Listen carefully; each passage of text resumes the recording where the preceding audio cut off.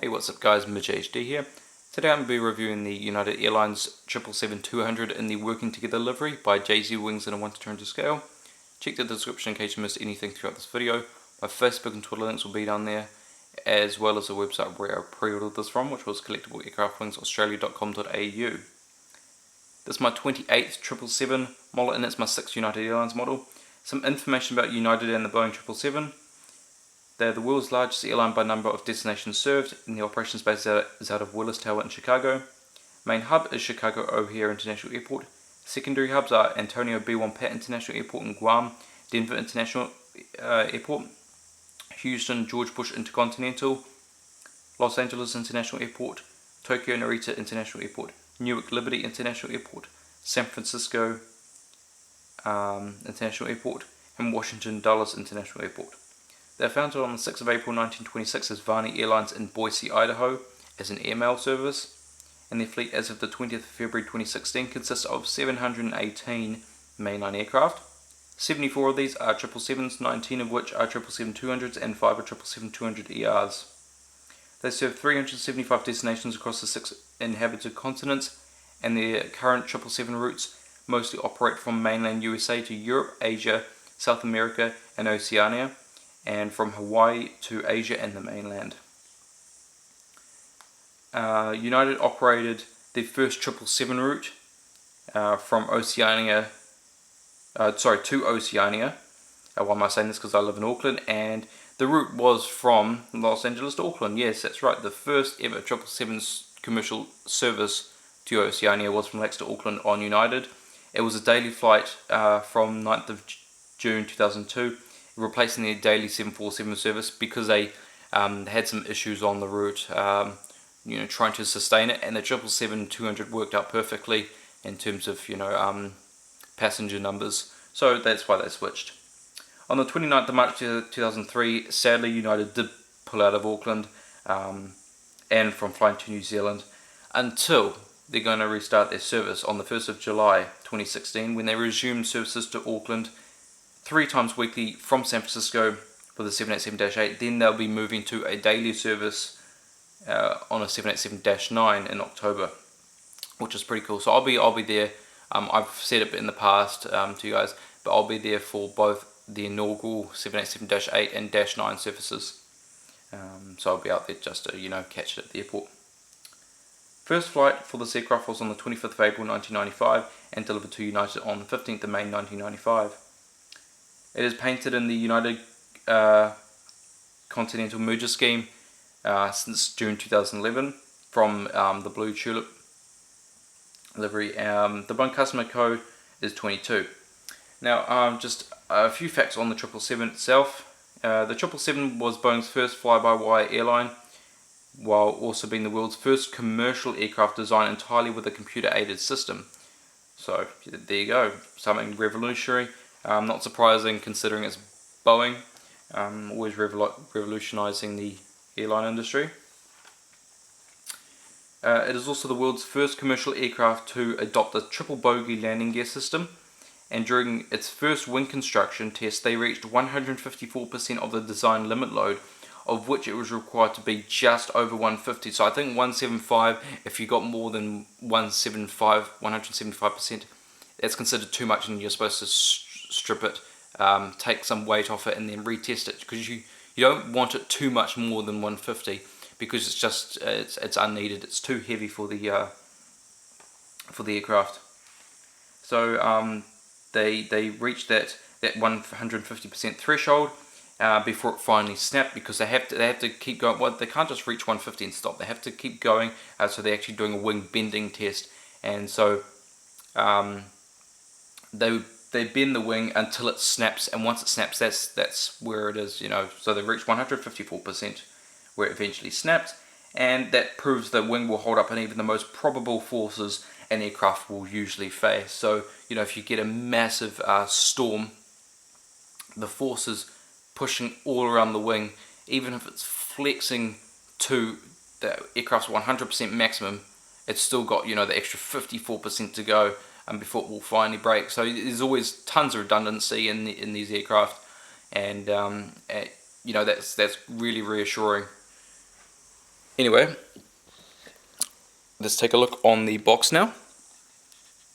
So we have United Airlines and their former logo, the tulip. Boeing 777-200 working together, scale 1 to 200. This is a really nice box, in my opinion. We have the warnings, collect Boeing Aircraft Wings Australia sticker, which can be taken off quite easily, and the JC Wings logo. Top of the box, and the bottom. Alright, let's take a look inside. The outside cardboard is sticking quite tightly to the box itself, but it's okay. Came out good this time.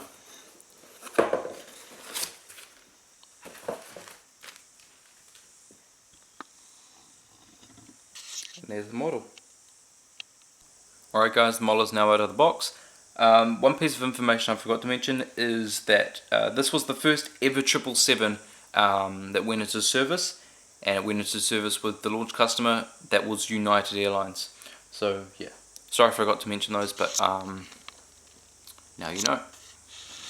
Anyway, let's start at the cockpit windows. On the port side we have window wipers, cockpit windows, pitot tube, static ports, Star Alliance logo because they're a member of Star Alliance, which is a group of 27 airlines.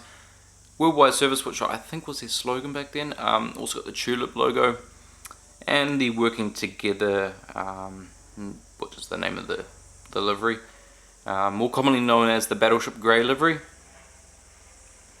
Now this is something I brought up with JC Wings. I haven't had any reply, which is odd because I usually get a reply quite quickly from JC Wings. But you see it says 2077 and then it says ETOPS.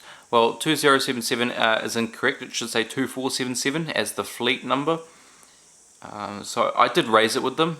I took a photo of it and then you know, backed it up with some, you know, proof as well.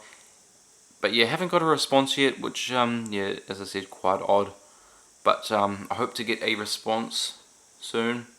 So you just note that 2077 is wrong, but it's overall not really noticeable. It's just the 4 that's missing. So here it should be 2477. Anyway, United Airlines titles. I really like this livery, it's so nice. Got the inboard landing light.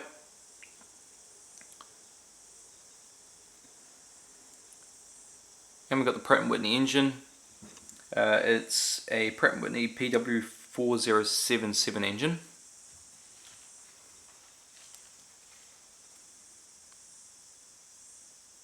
I might have already mentioned the logo on the engine.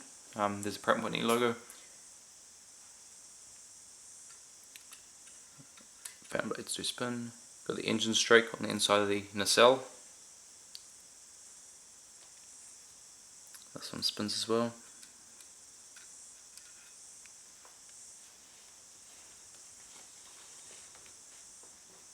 So if you can't see the logo properly, see how good I can get it. That's probably the best I can get it right there.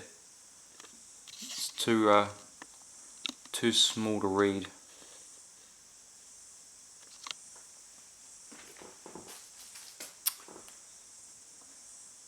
And continuing along the wing, to the wingtip we have the red navigation light.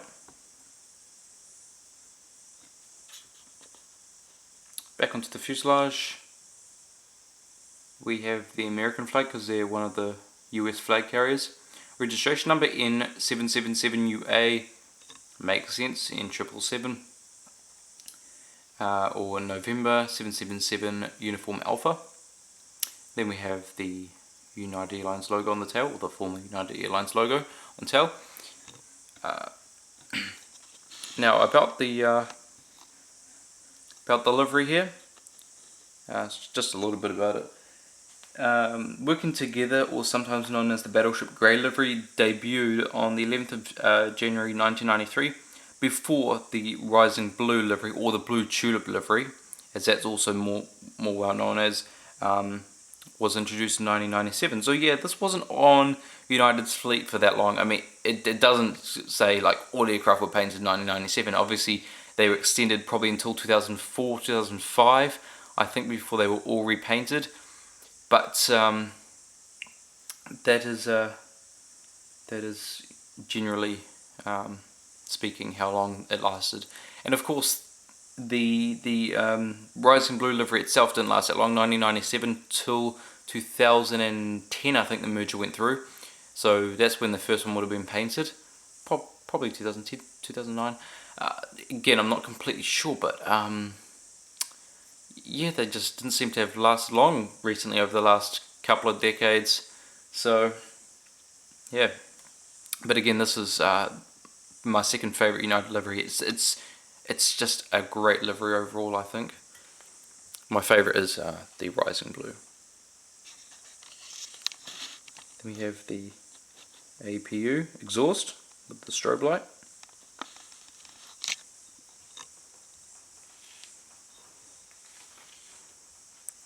Alright, now onto the starboard side. At the cockpit windows. Alright, so we have cockpit windows, window wipers, pitot tube, static ports, Star Alliance logo, worldwide service, working together, 2077 ETOPS. I'm not sure what the ETOPS was originally on the 777, maybe 180. It's because this isn't an ER, by the way, so it doesn't have the extra fuel tanks and the slightly modified engines, but the original 200s are possibly up to 220 now, but yeah, I'm not completely sure. 220, 240, still probably 180. United Airlines titles, inboard landing light, the Pratt & Whitney PW4077 engine. Got the green navigation light, and back onto the fuselage. We have the rear cargo container door, the bulk bin door, American flag, registration number, and the logo on the tail. I like those contrasting blue stripes. Look very nice.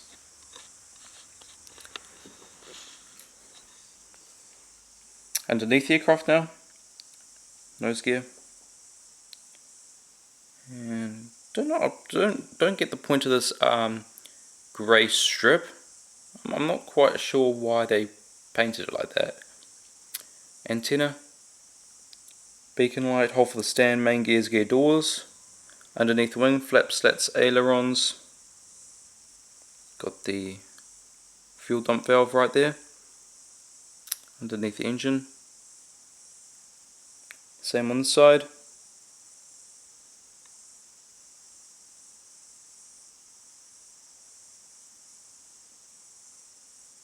And underneath that engine. Alright, continuing down, two more antennas and the APU housing on the top of the aircraft. We have the anti-collision light, antenna, ADF antennas on top of the wings, flaps, slats, ailerons and spoilers.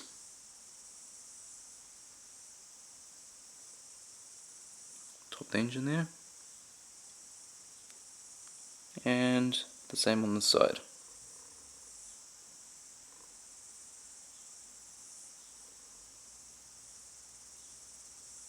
Alright, continuing down, we have, not sure, haven't seen this before, a large circle. It's just painted on, but never seen a large circle that big painted on top. Obviously for an antenna, but yeah, another antenna right there. Horizontal stabilizers, leading edge, two grey dots on each side. They're the logo lights that light up the tail at night time.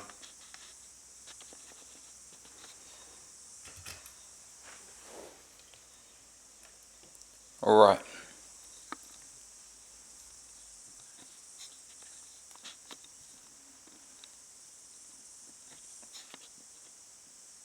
Now, go through the seating seating arrangements, and there are 4 configurations, so I'll go through as thoroughly and as quick as possible. So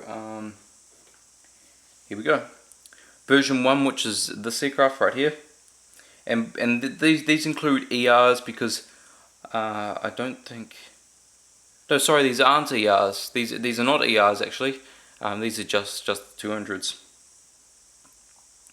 ERs themselves, I think, only had 2 configurations, which is quite weird. Anyway, global first, 8 open suites, rows 1 to 2. That's from here to about here. And then we have business first, 40 flatbed seats, rows 6 to 10. It's from here to here. Then we have, where is it? Sorry, economy plus, 110 seats, rows 19 to 31 and 33 to 34. That's from here to here. Then here to the back of the aircraft is economy, 108 seats, rows 34 to 46. That's a total of 266 seats. Then we have version 2, global first, 8 open suites, rows 1 to 2, same place again, here to here. Then we have business first, 40 flatbed seats, rows 6 to 10. And that again is from here to here. Economy plus, 113 seats, rows 19 to 31 and 33 to 34. Again, here to here, and then here to here is all economy, 108 seats, rows 34 to 46, 269 seats in total. And then we have, alright, version 3, business first, 50 flatbed seats, rows 1 to 5 and 8 to 10, no sorry, 8 to 11. And that is from here to here. Then we have economy plus, 72 seats, rows 16 to 22, here to here, and here all the way to the back of the aircraft. It's all economy, 145 seats, rows 23 to 26 and 31 to 45. That's a total of 267 seats.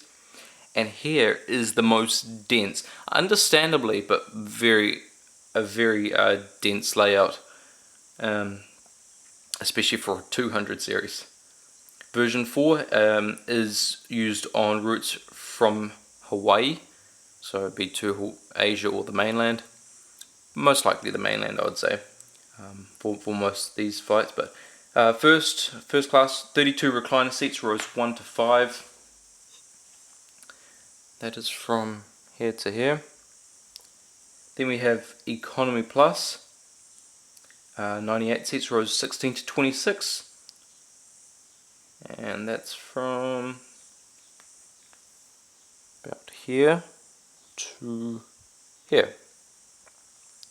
And then we have economy, 214 seats, rows 25 to 37 and 39 to 53. This is about here. It's slightly further.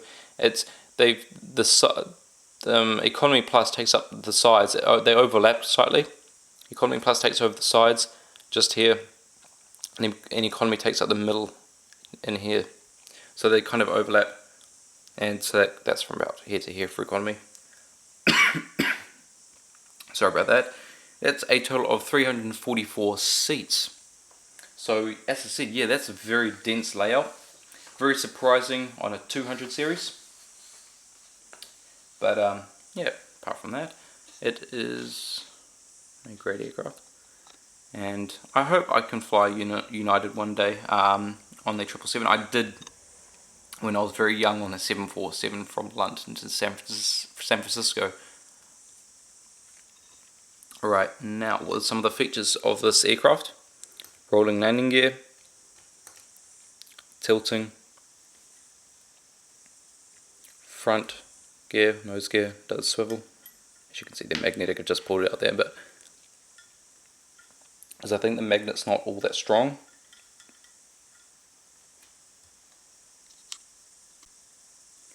Okay, so now we got that out of the way. Time to show you guys the stand. United Airlines 777-200, scale 1 to 200. obviously the wooden base. Got the blue film on the back to protect the metal, which I'm just going to remove now. Shiny metal back, that's revealed. And then we got the padding on top of the stand to protect the model underneath so it does not get scratched. Okay.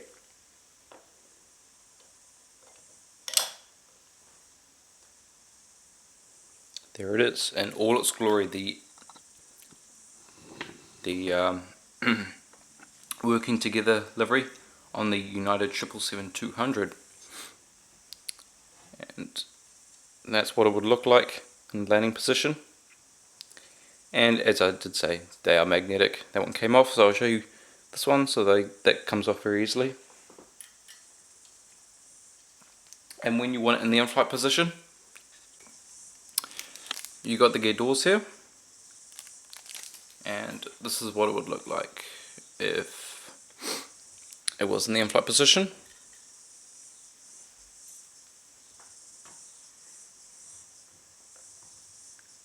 So yeah, it looked pretty good. Just pop these gears back on.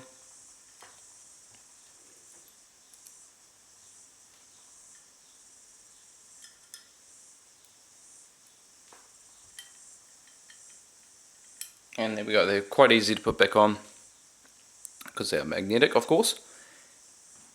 But anyway, apart from that, that's going to be it for this video. Hope you guys have enjoyed. If you have, please like the video, comment, tell me what you think of this model, tell me if you're going to get it. I highly recommend getting it. It is such a beautiful model. Share this video so other people can know about it and see if they want to get this model as well. And subscribe for more. I have 4 more reviews on the way. And yeah, and go check out my previous 2, which were the Qantas New Zealand Dash 8 100 and the Azul A330 200. So anyway guys, I do really hope you enjoyed this video, and I'll see you next time.